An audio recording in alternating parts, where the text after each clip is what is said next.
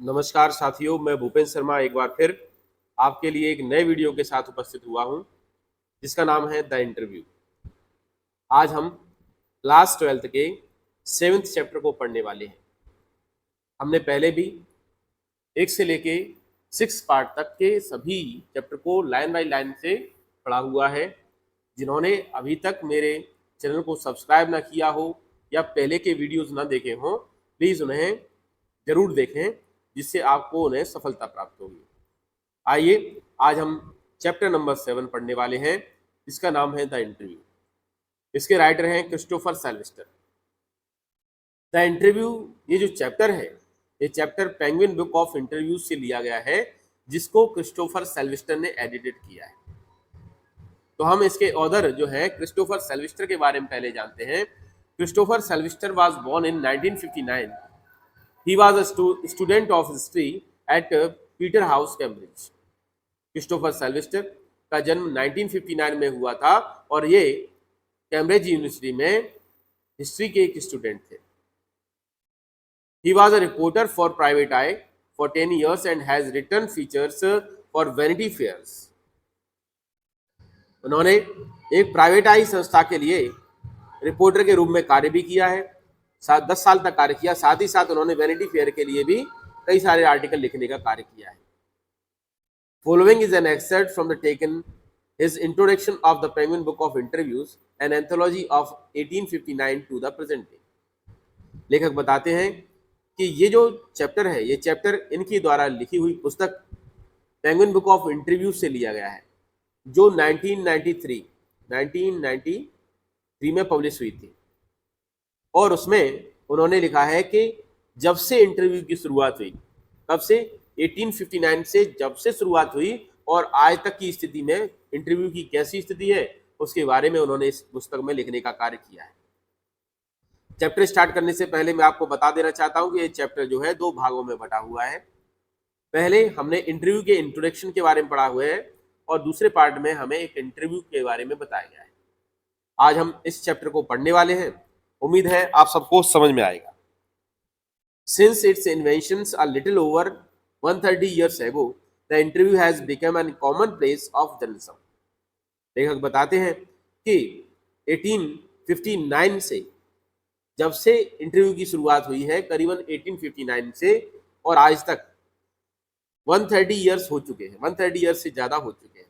ये कब की कंडीशन में बता रहे हैं? 1993 की कंडीशन में बात कर रहे हैं। The interview has became an common place of journalism.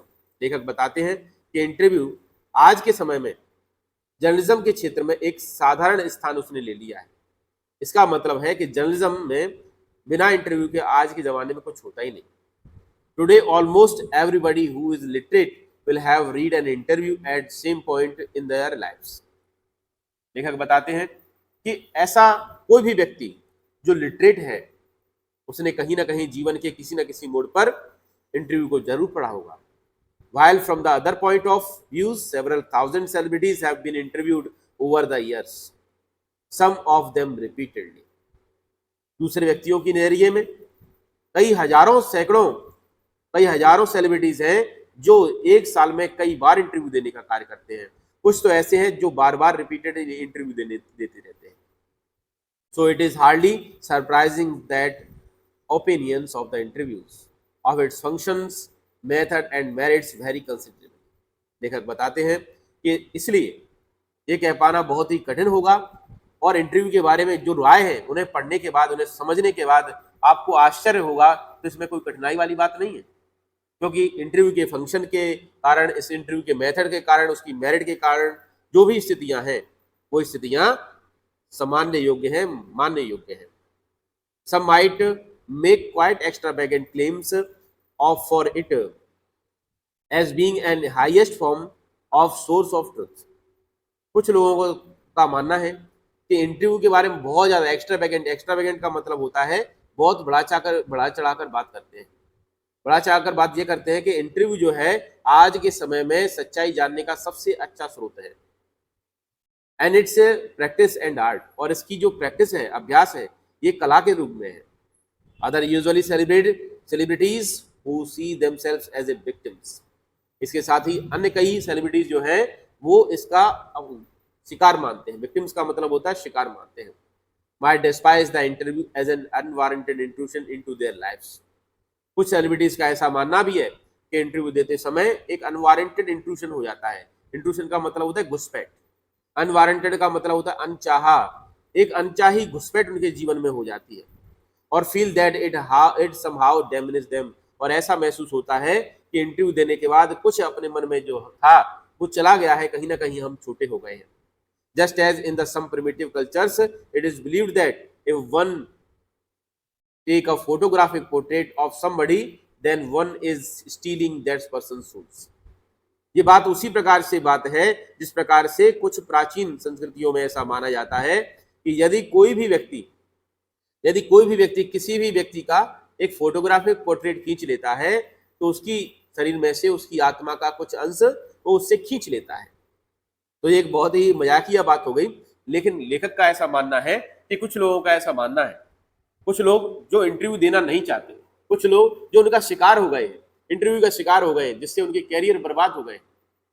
आप लोगों ने सुना ही होगा नुपुर शर्मा के बारे में। नुपुर शर्मा ने एक इंटरव्यू में किसी धर्म विशेष पर कोई बात कर दी थी, टिप्पणी कर दी थी, जिस कारण से उनका कैरियर चौपट हो गया था।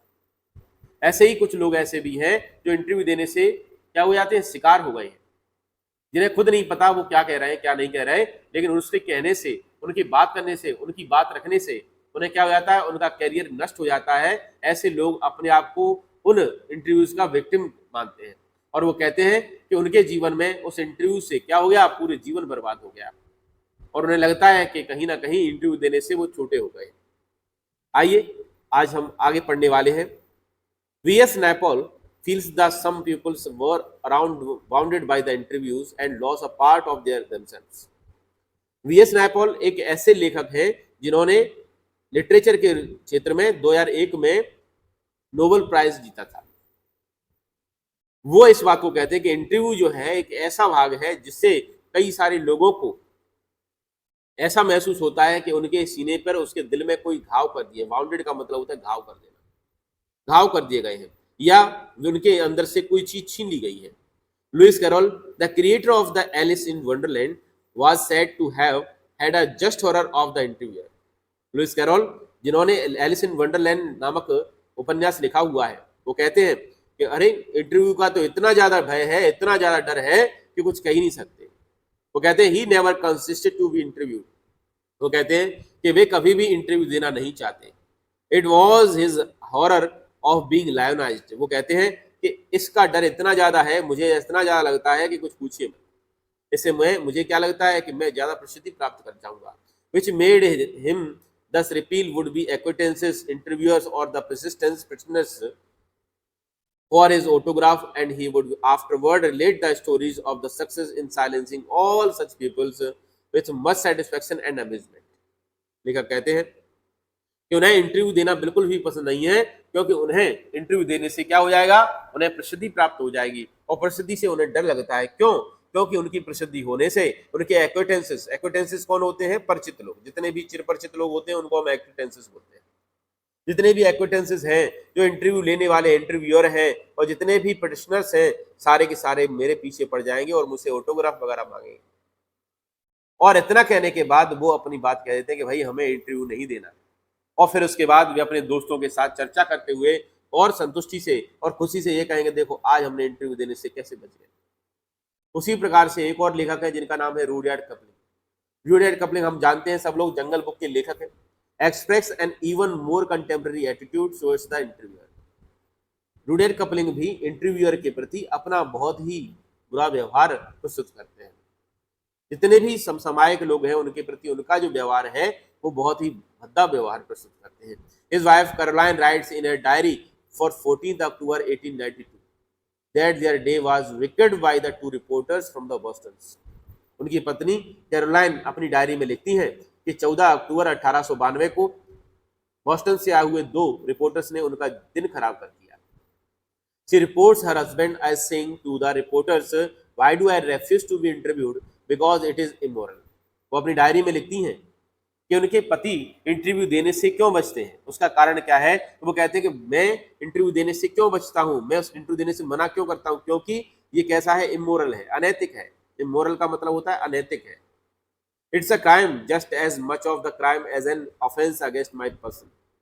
ये एक अपराध है, उसी प्रकार से अपराध है जिस प्रकार से कोई व्यक्ति किसी पर हमला करता है। As an assault and just as much merit punishment, और उस व्यक्ति को उसी प्रकार से पनिशमेंट मिलना चाहिए जैसे कि किसी हमला करने वाले को मिलता है, उसी प्रकार से उसे भी दंड मिलना चाहिए। इट इज कोवार्डली एंड वाइल, ये बहुत ही कायराना हरकत है, इसे करना ही नहीं चाहिए। वो बताते हैं no respectable man would ask it much less give it. वो कहते हैं कोई भी सम्मानीय व्यक्ति ना तो इंटरव्यू देने की पूछता है कहता है, ना ही इंटरव्यू लेने की कहता है। Yet Kipling had himself perpetrated as such as assault on Mark Twain only a few years before।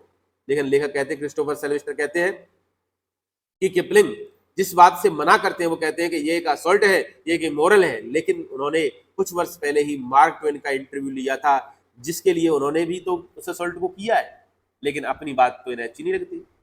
AG Wells is an interview in 1894 refer to the interviewing audience।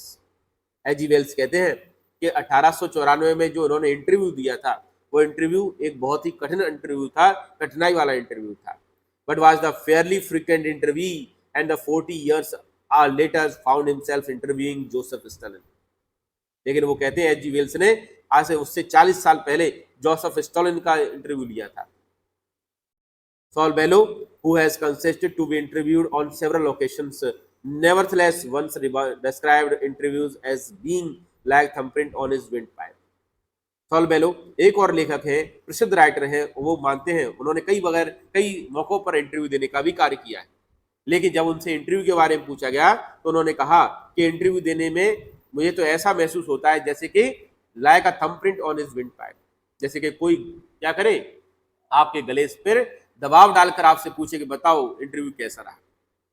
तो जिस प्रकार से कोई अगर applying pressure on the thought, अगर कोई आपके गले पर को दबाव कर बनाकर क्या है दबा देता है तो आपकी आवाज नहीं निकलती है।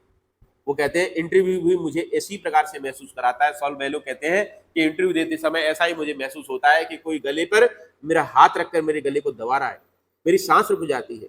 ऐसा तब होता है जब कोई इंटरव्यू देते समय किसी बात को छुपाता है। Yet despite the drawbacks of the interview, it is supremely serviceable medium of communication। लेखक कहते हैं इतना सब चीज हो जाने के बावजूद भी, इतने ड्रॉबैक्स होने के बावजूद भी, इंटरव्यू आज भी कम्युनिकेशन के लिए सबसे सही माध्यम है। These days, more than at any other time, our most vivid impression of our contemporaries are through the interviews। इन दिनों अगर हम अपने साथियों पर प्रभाव डालना चाहते हैं तो हम अपने साथियों पर, अपने समसामयिक लोगों के ऊपर हम बृहद प्रभाव इंटरव्यू के माध्यम से ही डाल सकते हैं। Dennis Brian has written almost everything of movement reach us through one man asking questions of another. Dennis Brian कहते हैं कि almost everything of a movement reach us through one man asking questions of another.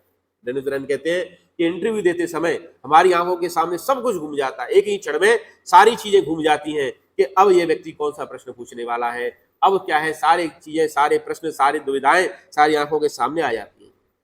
Because of this the interviewer hold a position of unprecedented power and influence. क्योंकि interviewer जो होता है, interview लेने वाला जो होता है, उसके पास कुछ ऐसी शक्तियां होती हैं जिसके सामने हमें बोलना ही पड़ता है। तो ये हुआ हमारे चैप्टर नंबर 7 का पहला पार्ट। आइए हम पार्ट नंबर 2 भी पढ़ने वाले हैं आज ही। तो ये एक इंटरव्यू का हिस्सा है। इसकी हेडिंग है I am a professor who writes novel on Sunday, Umberto Eco. Umberto Eco कहते हैं कि मैं एक प्रोफेसर हूं जो संडे के दिन नोवेल लिखने का कार्य करता हूं। The following is an excerpt from an interview of Umberto Eco. ये जो भाग दिया जा रहा है आप सबको पढ़ने के लिए मिल रहा है, यह अम्बर्टो इको के द्वारा दिए हुए इंटरव्यू का एक हिस्सा है। The interviewer is Mukund Padmanabhan from the Hindu. The Hindu समाचार पत्र से मुकुंद पद्मनाभन इंटरव्यूअर हैं। अम्बर्टो इको एक प्रोफेसर है university of Bologna. Umberto Eco university of Bologna में एक प्रोफेसर के रूप में कार्य करते हैं जो इटली में। Had already acquired a formidable reputation as the scholar for the his ideas and semiotics the study of science. लेखक कहते हैं अम्बर्टो इको पहले से ही बहुत जाने माने व्यक्तियों में से एक हैं। उन्होंने लिटरेचर के क्षेत्र में आने से पहले ही बहुत प्रसिद्धि हासिल कर चुकी थी। उन्हें सेमियोटिक्स के स्कॉलर के रूप में जाना जाता है। सेमियोटिक्स क्या है? The study of science.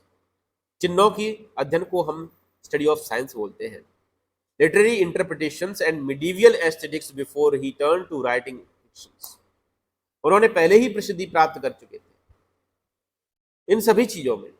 Literary fictions, academic text, ऐसे children books, newspaper articles has written output is strangely large and wide ranging.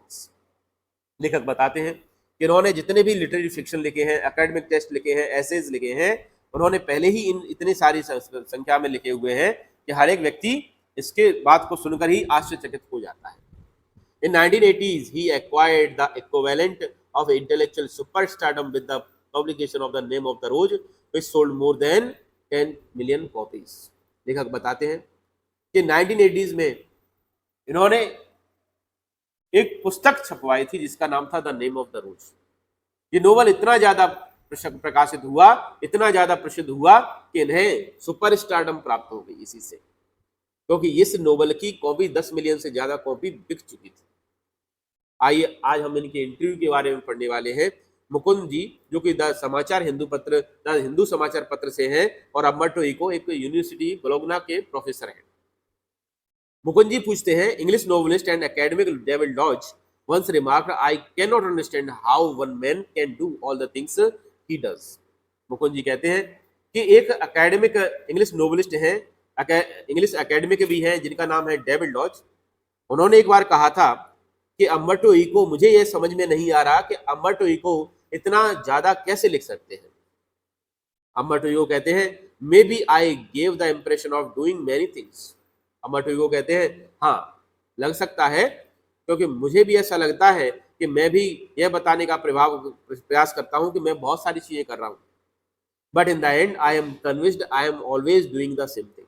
Umberto Eco कहते हैं कि लेकिन इस बात को मैं स्वीकार करता हूं, मानता हूं कि मैं जो भी चीजें लिखता हूं, जितनी भी मैंने सारी चीजें लिखी हैं, उन सभी चीजों में एक ही प्रकार की चीजें लिखी हैं।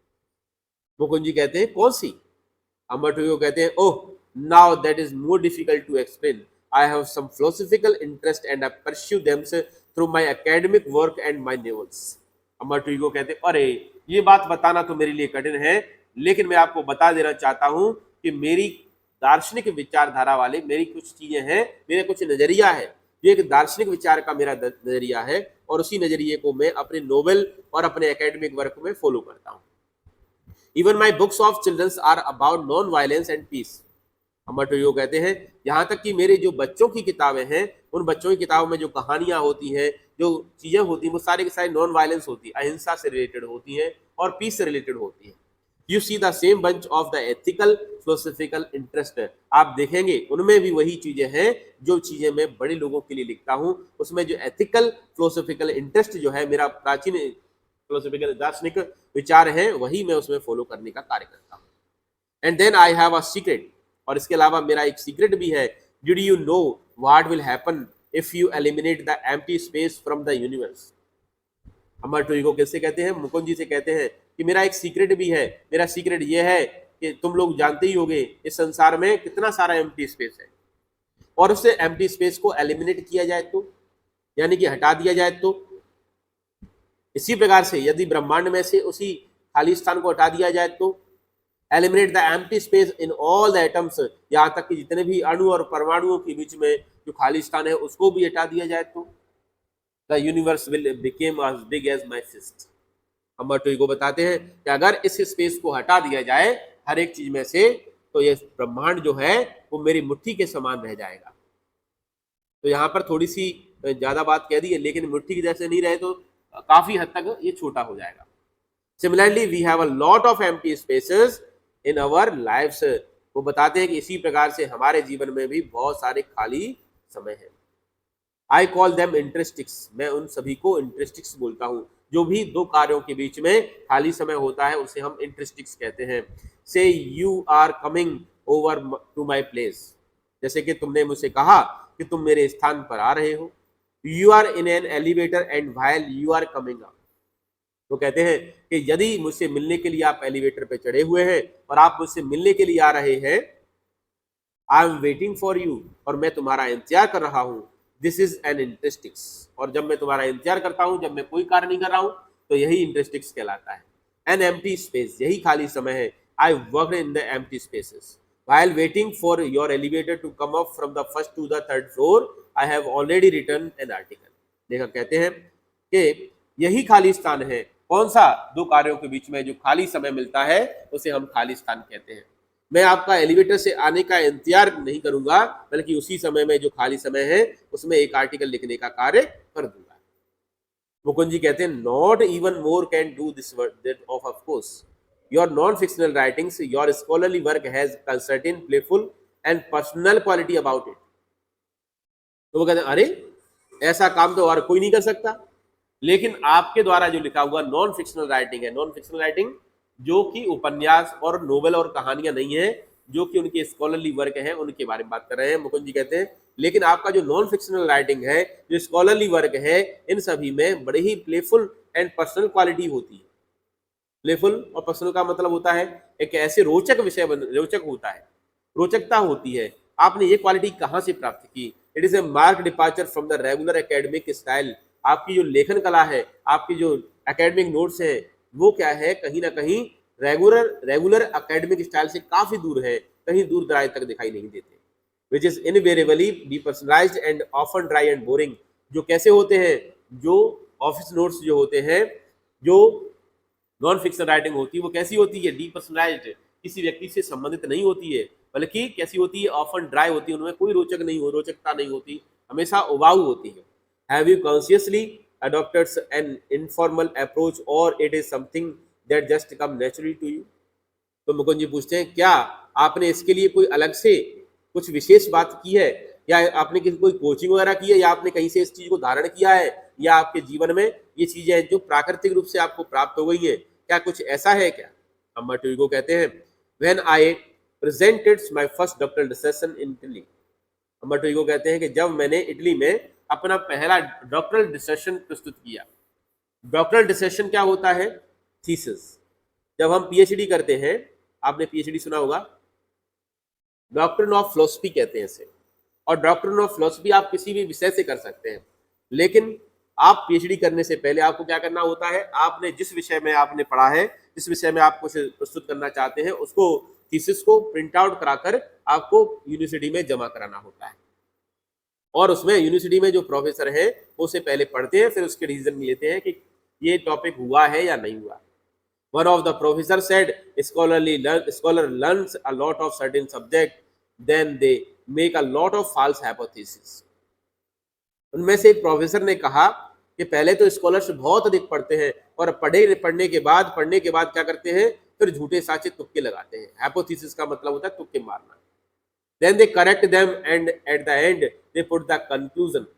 तो कहते हैं कि आखिर में उसे सही करने का प्रयास करते हैं, और आखिर में वे निर्णय पर पहुंचते हैं, और निर्णय पर पहुंचने के बाद वही थीसिस लिख के सबके सामने प्रस्तुत कर देते हैं। यू ऑन द कॉन्ट्रेरी, तुम इन सबके विपरीत हो। Today told the story of your research. उन्होंने पूछा कि ये बताओ तुम्हारे रिसर्च के बारे में कहानी क्या है। Even including your trials and the errors at the same times he recognized I was right and went to be publish my dissertation as a book. मेरी गलतियों के होने के बावजूद भी उन्होंने मुझसे कहा, मेरी प्रशंसा की और मुझसे कहा कि अब तुमने सही लिखा है, तुम इसको पब्लिश करा सकते हो। इसका मतलब ये था कि वे मेरी क्या है, लेखन कला को प्रशंसा कर रहे थे। At that point, at the age of 22, I understood scholarly books should be written the way I had done by telling the stories of the research. मैं 22 साल की उम्र में ये समझ गया था कि मेरी जो स्कॉलरली बुक्स हैं उनको भी मुझे उसी प्रकार से लिखना चाहिए जिस प्रकार से मैंने रिसर्च को लिखा हुआ है। उसमें एक स्टोरी को पढ़ते हुए, स्टोरी को बताते हुए मैंने लिखा था। This is why my essays always have the narrative expect. इसीलिए मेरे जितने भी ऐसे होते हैं वो सारे के सारे नरेटिव एक्सपेक्ट में ही होते हैं। And this is why probably I started writing narratives so late at the age of 50 more or less। इसलिए लेखक कहते हैं कि इसलिए मुझे ऐसा प्रतीत होता है, ऐसा लगता है कि मेरे जितने भी लेखक हैं वो सारे के सारे मैंने क्या है लेट उम्र में शुरुआत कर पाए, क्योंकि मैं कहानियां लिखने का कार्य जो करता हूँ वो तो मैं अपने ऑफिस में ही कर लेता हूँ, कॉलेजेस में ही कर लेता हूँ। I remember that my dear friend Roland Barthes was always frustrated that he was an atheist and not a novelist. मेरा एक दोस्त था जिसका नाम था रोलैंड ब्रेथ्स। वो हमेशा फ्रस्ट्रेटेड रहता था, वो बस सोचता रहता कि वो कौन है, वो एक एथियस्ट है, एक नोवेलिस्ट नहीं है। He wanted to do creative writings one day or another, but he died before he could do so. देखा कहते हैं कि मेरा एक दोस्त था जिसका नाम था रोलैंड ब्रेथ्स। वो हमेशा भटका हुआ रहता था, वो सोचता रहता था कि वह एक एथियस्ट है, वह एक नोवेलिस्ट नहीं है। वह किसी दिन एक बड़ी सुंदर राइटिंग लिखना चाहता था, लेकिन लिखने से पहले ही वो इस दुनिया से जा चुका है, खत्म हो चुका, वो मर गया पहले से। I never felt this kind of frustration. लेखक कहते हैं मुझे ऐसी कोई फ्रस्ट्रेशन नहीं होती है, मुझे इसमें कोई समस्या नहीं होती है। आई started writing novels by accident.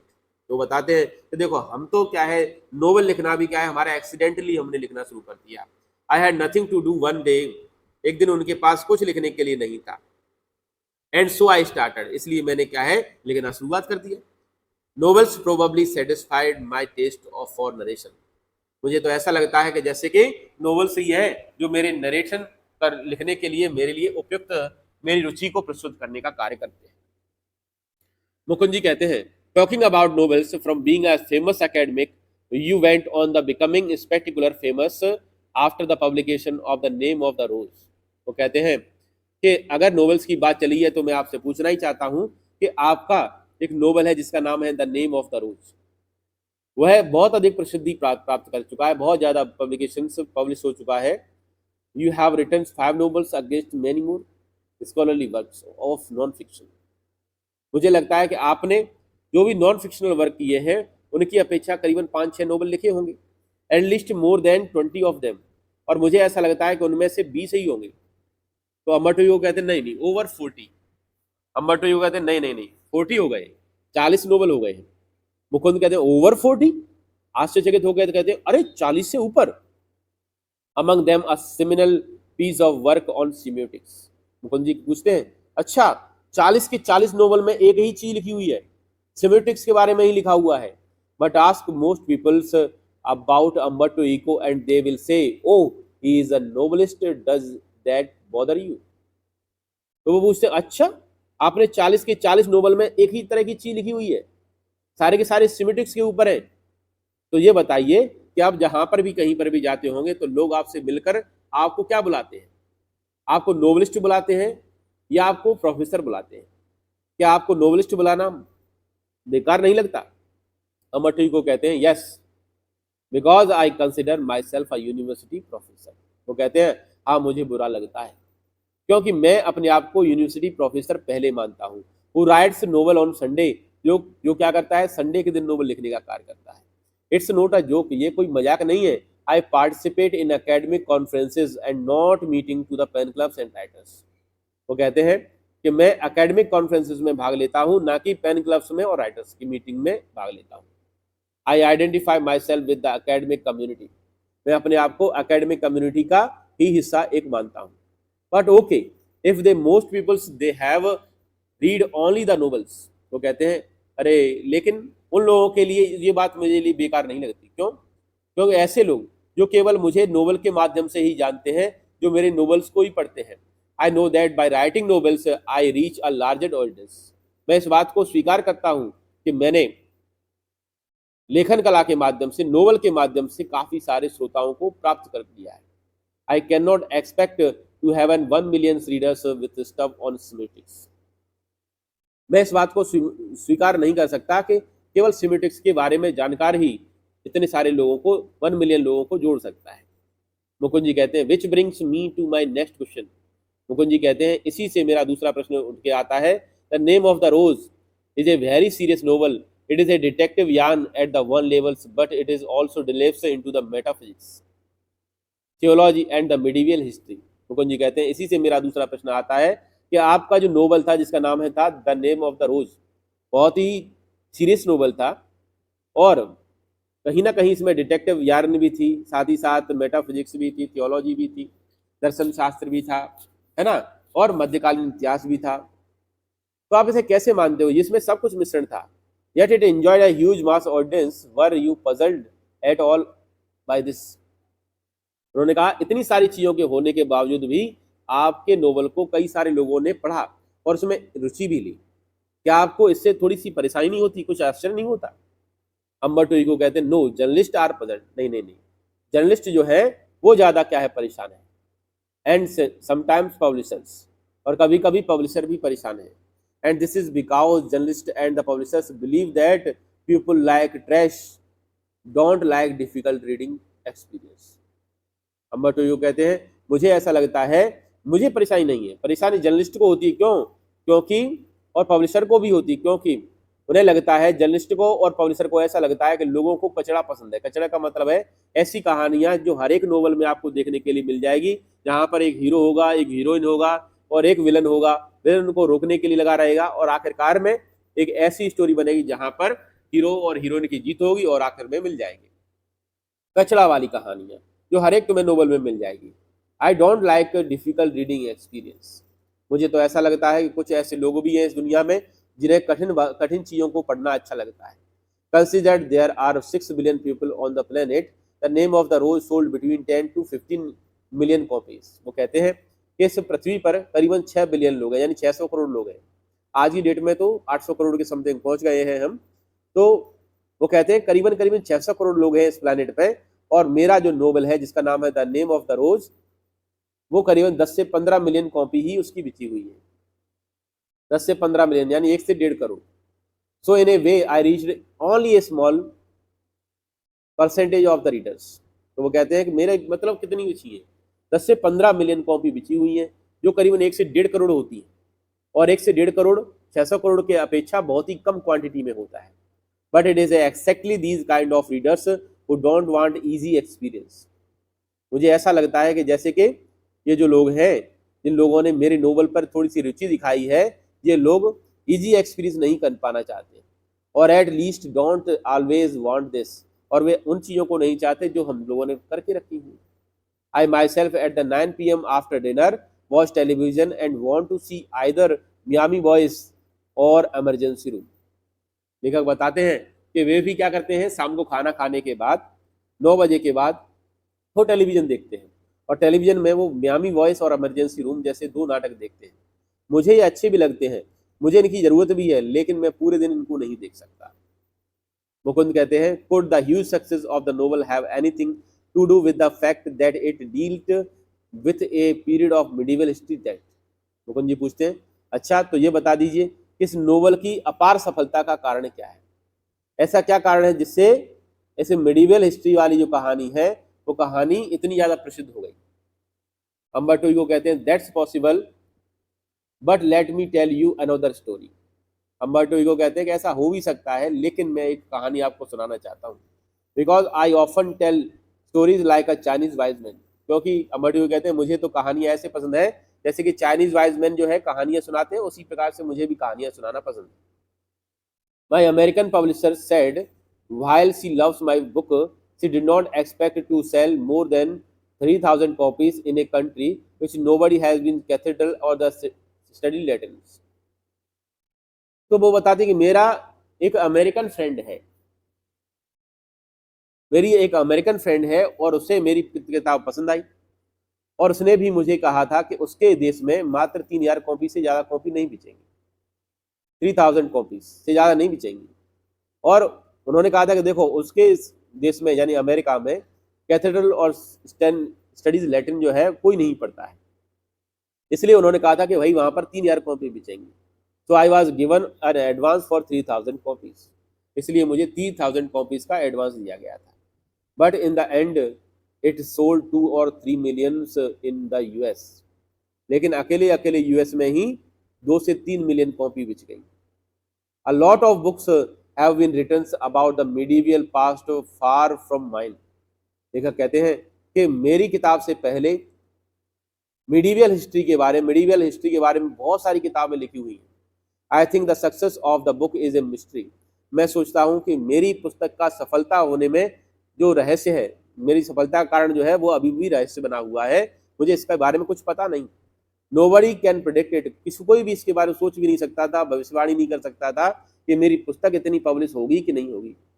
I think if I had written the name of the rose 10 years earlier, मैं सोचता हूँ कि यदि मैंने इस पुस्तक को 10 साल पहले लिखा होता और 10 years लेटर या 10 साल बाद में लिखा होता, it would not have been the same, इस प्रकार से नहीं होती। Why it worked at that times it's a mystery, तो मैंने उस समय ये क्यों लिखी, ये भी मेरे लिए एक रहस्य की बात है। इस प्रकार से हमारा चैप्टर नंबर 7 खत्म होता है। उम्मीद है आप सबको समझ में आया होगा। प्लीज़ अपनी कमेंट जरूर करें, अपने शेयर करें और सब्सक्राइब जरूर करें। Thank you very much.